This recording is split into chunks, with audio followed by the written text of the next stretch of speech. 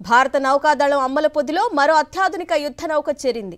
మొట్టమొదటి submarine వార్ఫేర్లో water craft INS మహా జలప్రవేశం చేసింది.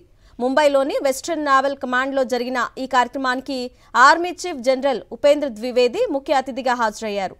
ఐఎన్ఎస్ మహేను జాతికి అంకితం చేశారు. భారతదేశ సముద్ర శక్తి సాంస్కృతిక వారసత్వానికి చిహ్నంగా పూర్తి స్వదేశీ పరిజ్ఞానంతో ఈ ఐఎన్ఎస్ మహే నిర్మితమైంది. ఇది మొట్టమొదటి మహే శ్రేణి ఏఎస్డబ్ల్యూ షాలో వాటర్ క్రాఫ్ట్ నౌక. పశ్చిమ తీరంలో ఉన్న చారిత్రక తీర పట్టణం మహే పేరును ఈ యుద్ధ నౌకకు పెట్టారు.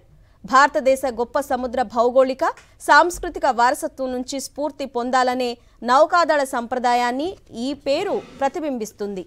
ఐఎన్ఎస్ మహే భారత తీర రక్షణ నిర్మాణంలో కీలక పాత్ర పోషించనుంది.